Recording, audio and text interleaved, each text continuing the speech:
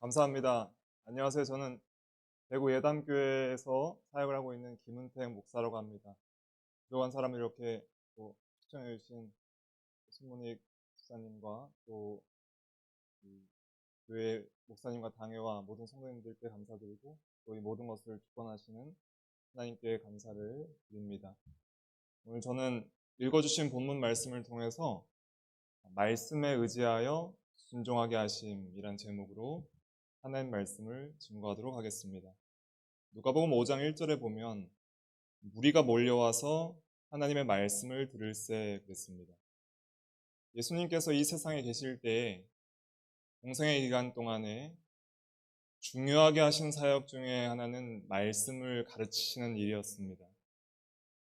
말라기 선지자 이후로 400년 동안 하나님의 말씀을 신실하게 전하는 선지자들이 없었고 영적으로 흑암의 시대였기 때문에 영적으로 매우 목말라 했어요, 사람들이.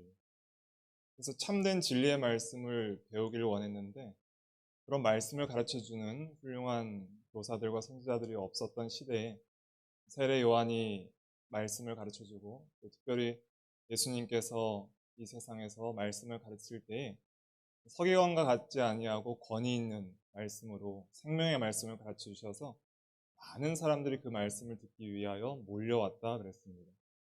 예수님은 누구시죠? 예수님은 하나님의 아들이시죠. 성자 하나님이란 뜻입니다. 예수님을 하나님의 아들이라 할 때는 하나님이란 뜻이에요. 하나님 아버지보다 부족한 유사 본질이 아니라 하나님과 동일 본질이시고 참 하나님이시란 뜻입니다. 예수님은 성자 하나님이에요. 요한복음 1장에 보면 말씀이 육신이 되어 우리 가운데 거하셨다 그랬어요. 그러니까 하나님의 말씀이신 예수님이 이 세상에 오신 거예요.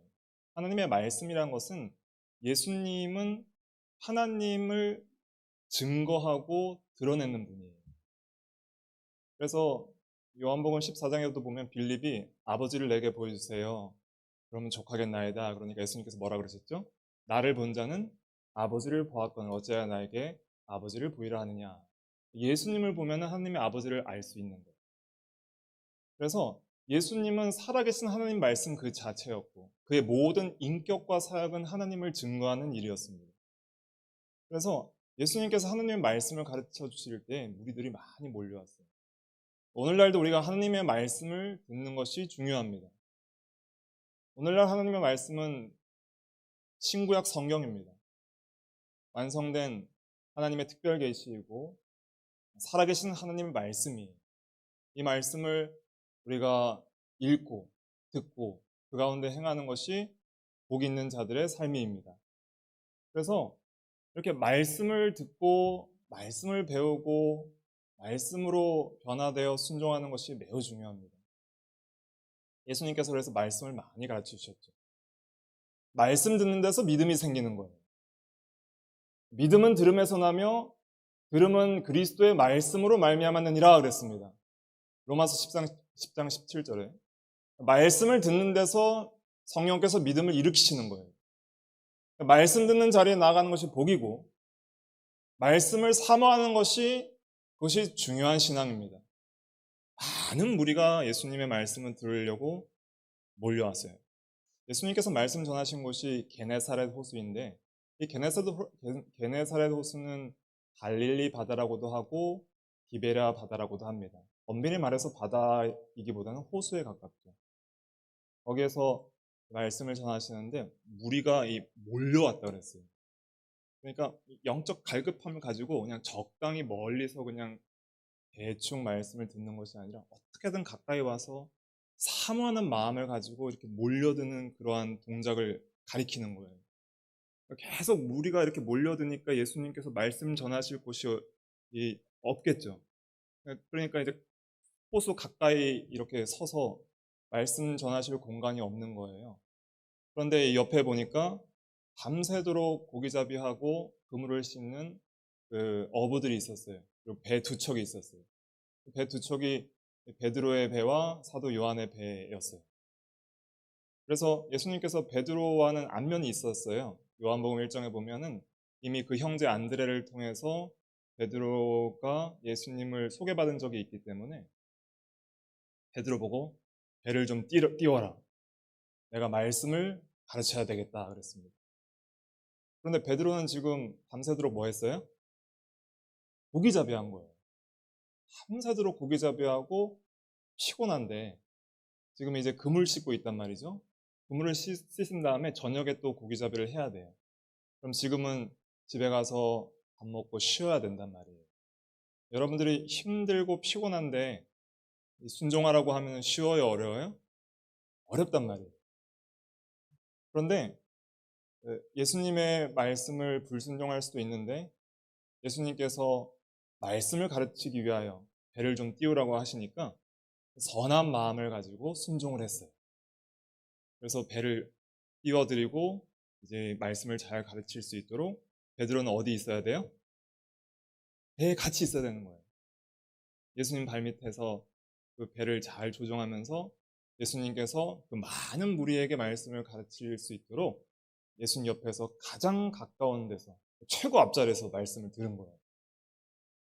그래서 예수님께서 이제 말씀을 가르치시니까 한두 시간 짧게 가르치지는 않았겠죠. 꽤 긴 시간을 가르쳤을 거예요. 그래서 아마 정오쯤 됐을 것 같아요. 그리고 나서 이제 베드로가 집에 가려고 하는데 깊은 데에 가서 그물을 내려라 하는 거예요. 또 일을 시키시는 거예요. 순종하기 어렵잖아요. 근데 베드로가 말씀의 은혜를 받았어요. 말씀의 은혜를 받는 것이 중요합니다. 가까이서 예수님의 말씀을 한두 시간 듣고 있으니까 그 전날 밤새도록 고기잡이에 실패했는데 소망 없는 인생 가운데 낙심하고 있었는데 하나님의 말씀을 들으니까 영혼이 소생하고 산 소망이 생기고 또 갈 길이 밝게 보이고 은혜를 받으니까 힘이 생기는 거예요. 우리가 영혼의 은혜도 받아야 되지만은 하나님께서 말씀으로 성령을 통해 우리에게 은혜를 주시면 육신도 힘이 생겨요. 여호와를 앙망하는 자는 독수리처럼 날개치며 올라가는 그런 또 산 소망과 힘이 생기는 거예요. 베드로가 은혜를 많이 받아서 이제 그래 집에 바로 갈 수도 있었지만은 예수님을 위해서 배 띄워드리기 잘했다. 이렇게 배 띄워드리니까 예수님 발밑에서 말씀을 가까이서 듣고 은혜를 많이 받아서 참 낙심한 인생 가운데 산소망 주신 하나님 은혜를 감사합니다 하고 그렇게 있는데 집에 가려고 하는데 예수님이 또 명령을 하시는 거예요. 그 4절 말씀 같이 한번 읽어볼까요? 누가복음 5장 4절 시작.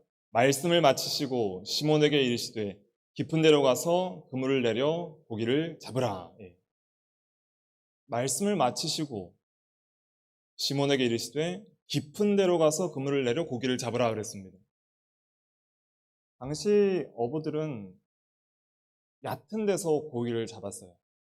그리고 밤에 잡지 않고 낮에 잡지 않고 밤에 고기를 잡았습니다. 왜 밤에 얕은 데서 잡았냐면 당시 그물은 오늘날 이 나일론 그물처럼 가늘고 눈에 안 보이는 그런 좋은 재질의 그물이 아니라 아마 혹은 이제 다른 말로 린넨이라고 하는 그러한 재질로 만든 굉장히 좀 두꺼운 재질의 그물이었어요. 그거를 대낮에 그물을 내리면은 햇빛에 그물이 이렇게 비칠 때 그림자가 크게 생길 거 아니에요? 그러니까 고기들이 벽인 줄 알고 다 도망간다는 거예요. 그러니까 낮에는 고기를 깊은 데서 잡을 수가 없어요. 또 그물이 깊은 데까지 내려가는 그 당시 그물이 아니기 때문에 다 깊은 데로 숨어버리거나 도망갈 수 있기 때문에 밤에 얕은 데서 고기들이 포식자를 피해서 먹이 먹으러 올 때 그때 이 어업을 하는 것이 기본적인 그 당시 어업 방법이었습니다. 그런데 낮에 깊은 데는 고기가 잡혀요, 안 잡혀요? 안 잡히는 거예요. 그리고 지난밤에 밤새도록 수고하여서 고기를 잡아왔는데 한 마리도 못 잡았어요. 그래서 낙심해서 그물을 씻는데 또 고기 잡으러 가면 또 그물도 씻어야 돼요. 여러 가지 형편이 깊은 데 가서 그물 내릴 만한 형편이 아니에요. 자기도 힘들고 또 마음도 그물 내릴 마음도 없고 또 지금 자기가 어업적인 전문적인 이 상식에 의거하면은 깊은 데 가면은 고기를 못 잡는 때예요. 그러니까 자기 어업적 전문 지식으로 봐도 또 자기의 현재 형편을 봐도 예수님의 말씀을 순종하기가 매우 어려운 거예요. 그런데 예수님께서 말씀을 가르쳐 주실 때 은혜를 많이 받았어요.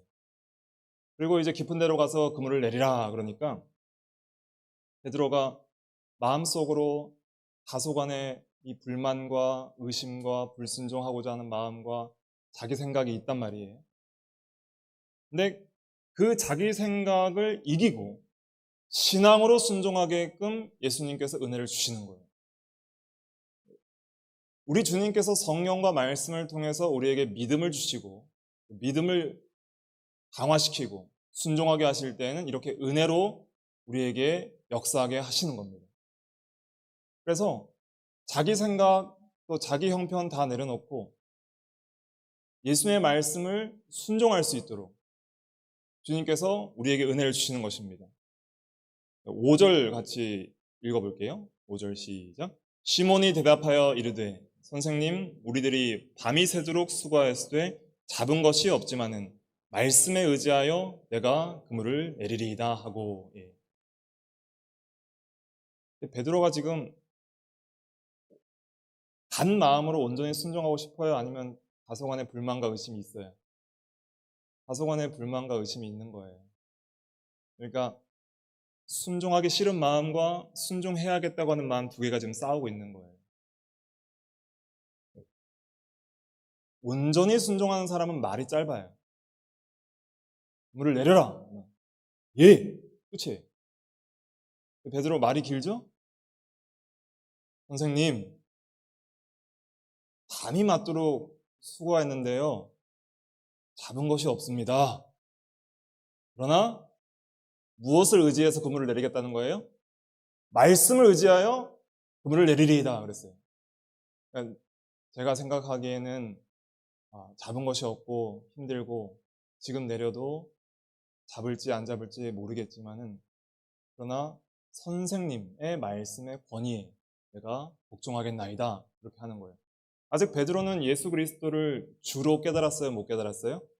주로는 못 깨달았어요. 주라는 것은 헬라어로 큐리오스라고 하는데 영어로는 로드라고 번역되는데요. 하나님이란 뜻입니다.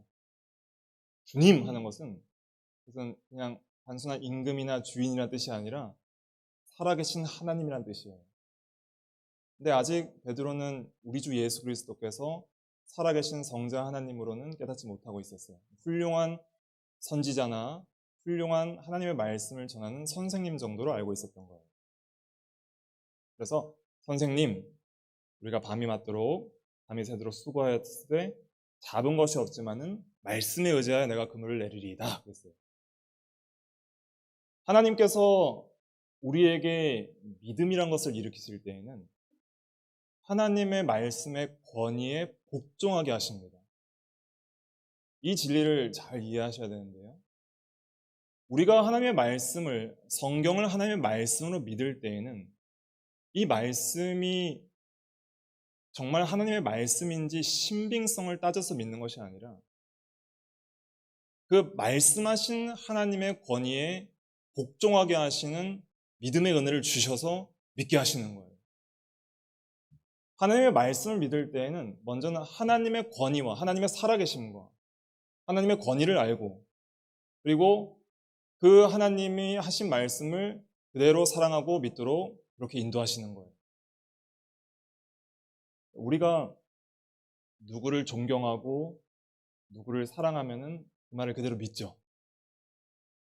예를 들면 어린아이들은 엄마 아빠 말 그대로 믿어야 안 믿어요? 그대로 믿어요. 그러니까 엄마 아빠의 말이 그것이 신빙성이 있어서 믿는 게 아니에요. 어린아이들은 엄마 아빠를 존경하고 사랑하니까 믿는 거예요. 그것처럼 하나님께서 믿음이라는 은혜를 선물로 주실 때에는 말씀하시는 하나님의 권위에 복종하게 하셔서 믿게 하십니다. 이게 참된 믿음의 역사예요.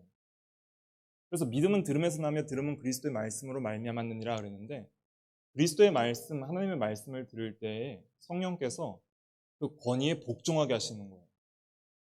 그것이 믿어지게 하는 거예요. 그러니까 믿어지게 하는 역사, 말씀을 의지하게 하는 역사, 이것이 하나님께서 우리에게 믿음을 주시는 은혜의 역사입니다. 그래서 믿음은 우리의 공로가 아니라 하나님의 은혜의 선물이에요. 물론 내가 믿는 것이지만은 하나님께서 그것을 믿음을 은혜로 주시는 거예요. 그래서 에베소서 2장 8절에 보면은 이런 말씀이 있어요. 너희가 그 은혜에 의하여 믿음으로 말미암아 구원을 받았으니 이것은 너희에게서 난 것이 아니요 하나님의 뭐라 그랬죠? 선물이라 그랬어요. 선물. 그래서 믿음이라는 은혜, 구원이라는 은혜를 주시는데 그 두 가지가 다 하나님의 선물이라는 거예요. 그래서 이 베드로는 예수님의 말씀을 듣고 그 예수님의 말씀의 권위에 복종하게 된 거예요. 그냥 사람의 말이 아니다. 하나님의 말씀을 우리에게 증거하고 계신다. 1절에 우리가 하나님의 말씀을 들을세 그랬잖아요. 그러니까 이 예수님의 말씀을 들을 때에도 사람의 말로 받지 아니하고 누구의 말로 받은 거예요? 하나님의 말씀으로 받은 거예요. 살아계신 하나님의 말씀으로 아멘으로 받은 겁니다. 그 권위에 복종하게 하시는 거예요. 하나님의 말씀은 절대 권위가 있습니다. 그 말씀을 믿는 자에게는 절대 순종의 의무가 있는 거예요. 내 안에는 말씀을 순종하기 싫어하는 전적 부패한 성품들이 있어요. 우리가 왜 말씀을 순종 못하는 줄 아세요? 싫어서 안 하는 거예요. 싫어서. 여러분들이 말씀을 순종하지 못하는 이유는 싫어서 안 하시는 겁니다. 로마서 8장 7절에 이런 말씀이 있어요. 육체의 생각은 하나님과 원수가 되나니 이는 하나님의 법에 굴복하지 아니할 뿐 아니라 할 수도 없음이라 그랬습니다. 육체의 생각은 우리 육신 중심의 죄악된 부패한 생각을 가리키는데 그것이 하나님과 원수가 된다는 것은 하나님을 미워한다 이런 뜻입니다. 원수 사이에는 적대감, 미워하는 마음이 있잖아요. 우리 안에 하나님을 미워하는 마음, 적대하는 마음이 있는데 그것이 죄성이에요. 하나님과 하나님을 사랑하고 의지하지 않고 미워하는 마음, 순종하기 싫어하는 마음, 그런 마음들이 우리에게 다 있어요. 여러분들 성경 읽고 기도하는 게 쉬워요? 어려워요? 솔직하게 한번 말씀해 보세요. 성경 읽고 기도하는 게 쉬워요? 어려워요? 어렵기도 하고 쉽기도 하죠. 쉬운 거는 하나님께서 은혜 주시는 마음을 따라하면 쉬워요. 은혜를 받으면 쉬워요. 은혜를 받으면은 재밌고 기쁘고 즐겁고 행복한 거예요. 근데 은혜가 없으면 고생이에요. 세상 드라마 보는 건 쉬운데 왜 기도하고 성경 읽는 건 어려워요? 영적인 거라 그래요. 영적인 거라. 하나님을 향한 것이고 성령적이고 영적인 거기 때문에 성령 안에서 하나님을 향해 그리스도의 이름으로 기도하는 것이니까 어려운 거예요. 육체가 하기는 어려운 거예요. 부패한 죄성이 하기는 어려운 거예요. 하나님의 말씀도 누가 기록하셨어요? 제1 저자가 누구예요? 성령이에요. 성령. 성령께서 제2 저자들을 유기적으로 영감하셔서 오류가 없게 기록하신 거예요. 그러니까 하나님의 말씀도 영적이고 기도도 영적이니까 우리가 영적인 사람이 되고 성령의 인도를 받고 하나님의 인도를 받으면 그것이 은혜가 되고 기쁘고 즐거운 거예요. 그런데 은혜가 없으면 싫은 거예요. 싫으니까 안 하는 거예요. 그런 마음들이 우리 마음속에 다 있습니다. 근데 하나님께서 창세전에 그리스도 안에서 사랑 안에 택한 자들을 부르시고 그들에게 믿음을 주시고 순종하게 하실 때는 그 싫어하는 마음을 변화시켜서 새롭게 하여서 말씀을 의지하여 순종하게 하시는 역사를 베풀어 주시는 겁니다. 그것이 놀라운 구원의 은혜이고 믿음을 주시는 은혜예요. 그런 은혜를 사모해야 됩니다. 은혜를 받지 않으면 사람이 변하지 않아요. 내 힘과 노력으로 거룩해지는 것이 아닙니다. 하나님의 은혜를 사모하고 은혜를 받아야 돼요. 은혜를 받으려면 뭘 들어야 돼요? 하나님의 말씀을 들어야 되는 거예요. 말씀을 사모하고 말씀을 들으면은 신기하게 사람이 변해요. 성령이 역사하고 하나님께서 믿음을 주시면은 사람이 변해요. 전에 같았으면 베드로는 순종하지 않았을 거예요. 그런데 예수님 발밑에서 몇 시간 동안 말씀을 듣고 나니까 변화하여 새로운 마음이 되었어요. 하나님의 말씀의 권위에 복종하는 마음이 되었어요. 그러니까 지금 피곤하고 힘들고 자기 생각에는 그물을 내려도 고기가 안 잡힐 것 같지만 선생님, 우리가 밤이 새도록 수고하였을 때 잡은 것이 없지만 뭘 의지해서 그물을 내리리다 그랬어요? 말씀에 의지해서 한번 따라 보실까요? 말씀에 의지해서 말씀에 의지하는 게 중요합니다. 하나님의 말씀은 살아있고 역사하는 말씀이고 진리예요. 진리는 믿는 자 가운데 그대로 이루어집니다. 그래서 그 말씀의 권위에 복종해서 그 말씀에 의지해서 그물을 내리겠다 하는 거예요. 자기 마음에는 다소간의 불만과 염려와 의심이 있어요. 그물 내리면 고기가 잡힐까? 아무것도 못 잡으면 또 헛수고지? 또 그물 걷어서 또 씻어야 되지? 저녁에 고기잡이 하러 가야 되는데 쉬지도 못하겠네? 여러 가지 불순종해야 될 이유들이 많아요. 머릿속에 너무 많은 거예요. 생각이 많아요. 근데도 하나님께서 믿어 순종하게 하실 때에는 말씀에 의지하여 순종하게 하시는 거예요. 그런 은혜의 역사들이 있어야 됩니다. 그런 은혜의 역사가 없으면 사람이 변하지 않아요. 우리가 참된 순종으로 나아갈 수가 없는 거예요. 깊은 데로 가서 그물을 내려라 그랬어요. 예수님이 동행하시는 거예요. 깊은 데는 불확실해요. 깊은 데는 전적으로 말씀을 의지하지 않으면 갈 수 없는 곳이에요. 거기가 깊은 데입니다. 얕은 데는 자기 상식과 생각과 능력으로 뭔가를 할 수 있겠다 생각하는 곳이에요. 깊은 데는 전적으로 주님의 말씀을 의지하지 않고는 갈 수 없는 곳이에요. 거기가 깊은 데입니다. 여러분들 삶 가운데 내가 이 정도 말씀은 순종할 수 있겠다 하면서 순종하는 말씀들이 있을 거예요. 그러나 내가 이 말씀은 순종하지 못할 것 같아. 어떤 일이 있어도 이 말씀은 이성적으로나 참 순종하지 못할 것 같아 하는 말씀들이 있을 수 있어요. 자기만의 순종해야 될 말씀들이 있는데 아직도 순종하지 못하는 말씀들이 있어요. 아직도 자기의 생각에 사로잡혀서 다소간의 불만과 염려와 의심과 세속적인 관점과 자기 생각에 사로잡혀서 하나님의 말씀의 권위에 전적으로 복종하지 않고 온전하게 순종하지 못하는 그런 말씀들이 여러분들에게 다 있을 거예요. 그게 깊은 데로 가서 그물을 내리라는 거예요. 그거 순종하라는 것입니다. 그것을 순종할 때 주님께서 역사하시겠다는 것입니다. 말씀은 믿는 자 가운데 역사한다 그랬어요. 데살로니가전서 2장 13절.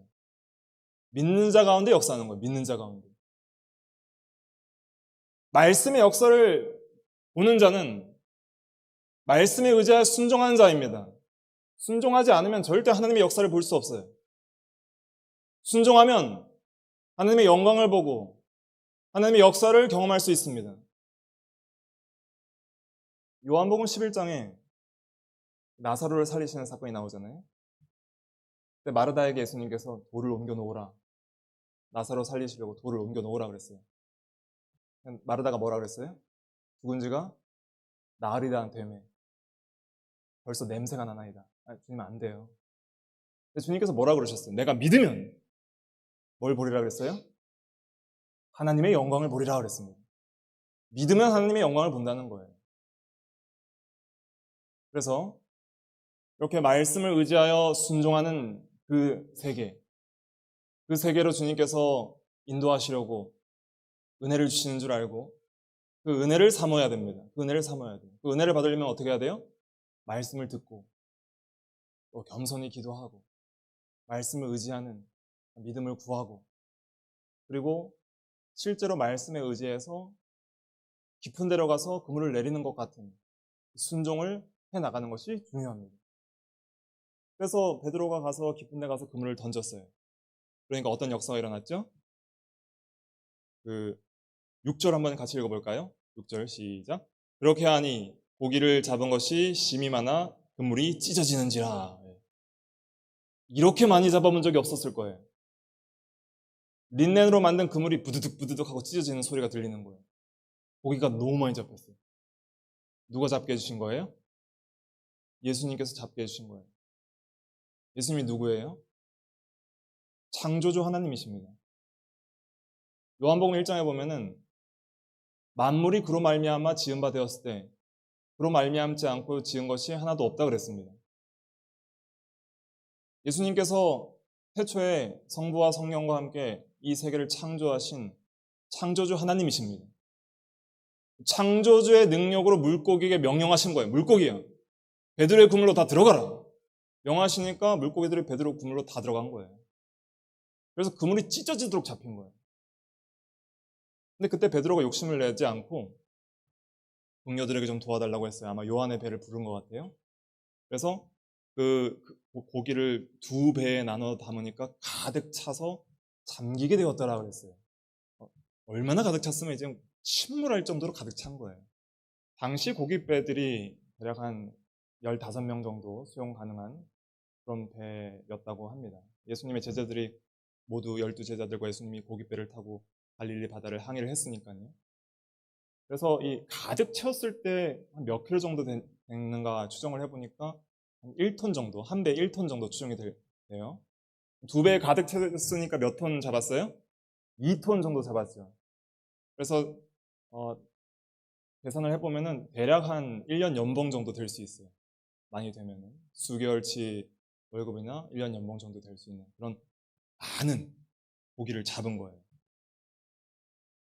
그때 베드로가 예수님이 누구신지 그때 알아본 거예요. 그때. 이분은 창조주 하나님이시다. 이분은 그냥 선생님이 아니다. 이분은 하나님이시다. 하나님의 영광을 본 겁니다.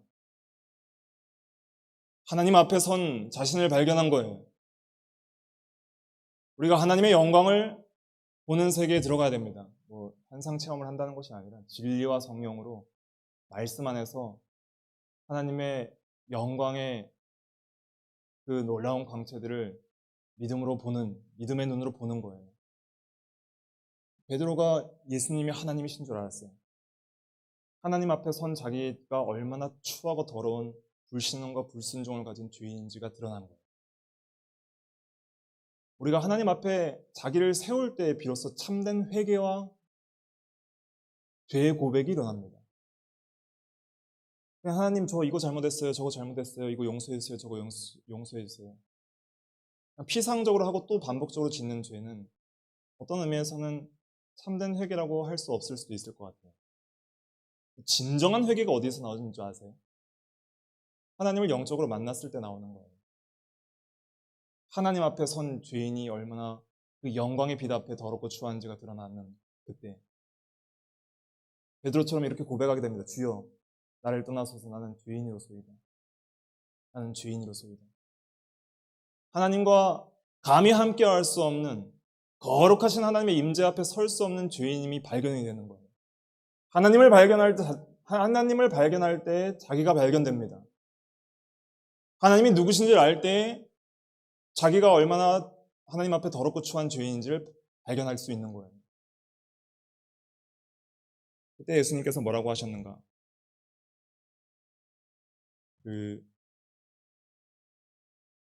9절과 10절인데요. 10절 한번 읽어볼까요? 10절 같이 읽어볼까요? 시작. 세베대의 아들로서 시몬의 동업자인 야고보와 요한도 놀랐습니다. 예수께서 시몬에게 이르시되 무서워하지 말라. 이제후로는 내가 사람을 취하리라 하시니. 예수님께서 무서워하지 말라 하셨어요. 무서워하지 말라. 왜 무서워하지 말라 하실 수 있어요? 그리스도 예수 안에 있는 자에게는 얽혀 정죄함이 없기 때문에 그리스도의 대속의 피의 공로가 우리와 하나님과의 막힌 죄악의 담을 허물고 우리의 모든 죄책을 씻고 죄사함과 의롭다 하심을 받게 하시고 하나님과 영원한 화평의 세계에 들어가게 하시기 때문에 그리스도 안에 있는 자에게는 하나님과의 화목이 있고 정죄함을 피하고 하나님과 함께 할 수 있는 놀라운 은혜의 세계에 들어가기 때문에 두려워하지 말라는 거예요. 예수님 믿고 주님 안에 있으면은 두려워하지 않을 수 있는 것입니다. 죄책을 두려워하지 않고 영원한 하나님의 심판을 두려워하지 않고 우리 하나님을 기뻐하며 주와 함께 동행할 수 있는 은혜의 세계에 들어가는 거예요. 그러니까 베드로가 믿음으로 말씀을 의지하여 순종하였더니 누가 발견됐어요? 하나님이 발견됐어요. 예수님이 하나님이시라는 게 발견됐어요. 하나님이 발견되면 자기가 발견되는 거예요. 하나님 발견과 자기 발견은 같이 가는 것입니다. 자기가 죄인인 줄 발견되고 그 다음에 죄인을 구원하시고 하나님과 화목시킬 수 있는 유일한 분이, 유일한 소망이 누구인지 발견되는 거예요? 누구인지 발견되는 거예요? 예수 그리스도임이 발견되는 겁니다. 예수 그리스도만이 유일한 구원의 소망인 것이 발견되는 거예요. 그러니까 베드로의 인생에 있어서 가장 중요한 분은 이제 누구예요? 예수님인 거예요.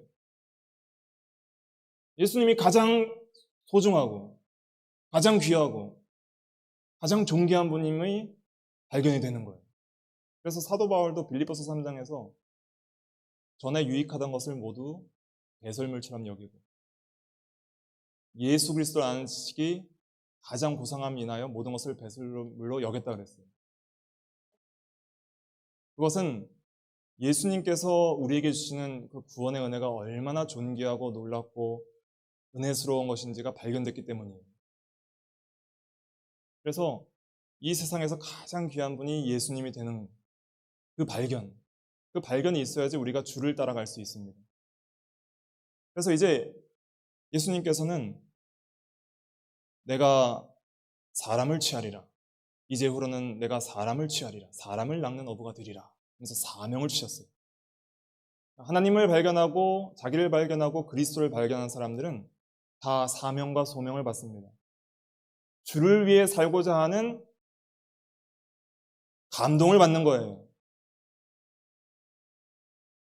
변화하여 새롭게 되는 삶의 전환이 있는 것입니다.